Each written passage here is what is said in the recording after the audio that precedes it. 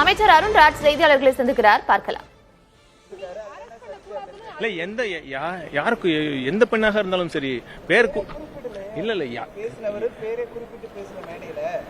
இல்ல எந்த பெண்ணாக இருந்த பேரை குறிப்பிட அவசியம் இருக்கா? எந்த பெண்ணாக இருந்தாலும் அது தவறுதான். இல்ல இந்த அரசு பாத்தீங்கன்னா பெண்களுக்கு எதிரான குற்றங்களை பார்த்துட்டு சும்மா இருக்காது. ஒரு கடுமையான ஒரு செய்தியை அனைவருக்கும் சொல்லணும். யாரா இருந்தாலும் சரி இந்த மாதிரி ரொம்ப கொச்சையா அருவருக்கத்தக்க ஒரு வார்த்தையை பேசிட்டு நம்ம சும்மா கடந்து போக முடியாது. அதுவும் ஒரு பொறுப்புள்ள ஒரு பதவியில் இருக்கிறவங்கள பேசக்கூடாது அப்படிங்கிற ஒரு ஸ்ட்ராங்கான மெசேஜ் கன்வே பண்ணணும். கண்டிப்பாக இந்த மாதிரி குற்றங்களை பார்த்துட்டு அரசு சும்மா இருக்காது. சமீப காலங்களில் அரசியல் மேடைகள்ல போராட்டம் நடத்துறாங்க, அவங்களோட கோரிக்கை வச்சிருக்காங்க, நீங்க அவங்களை பார்க்க கூட இல்லைன்னு சொல்றாங்க.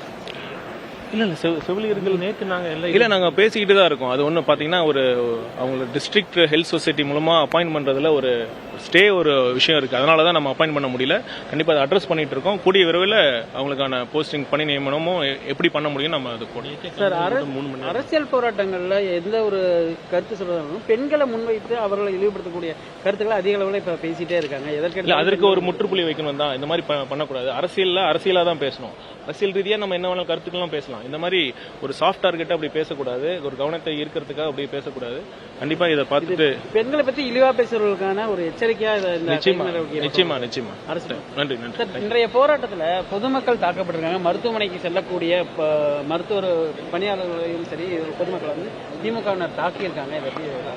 இல்ல பாத்தீங்கன்னா பொது சொத்துக்கு சேதம் விளைவிக்கக்கூடிய அவங்க செயலில் ஈடுபட்டாங்கன்னா கண்டிப்பாக கடுமையான நடவடிக்கைகள். அது எந்த விதத்துல அவங்க எந்த அளவுக்கு அந்த பொது உடைமைகளை சேதப்படுத்திருக்காங்களோ அதற்கான அபராதம், அதற்கான தொகை கண்டிப்பாக வசூலிக்கப்படும். பிளஸ் அதற்கான வழக்குகளும் பதியப்படும். திமுக மேலதான் சட்டங்கள் பாயமா, பாஜக மாநில தலைவர் மேல ஏன் பாயலும் கேள்வி எழுப்பு. கண்டிப்பாக பாரபட்சமின்றி இந்த அரசு செயல்படும். பெண்களை இழிவாக பேசுவோருக்கான எச்சரிக்கையை உதயநிதியின் கைது நடவடிக்கை என்று தெரிவித்திருக்கிறார் அமைச்சர் அருண்ராஜ்.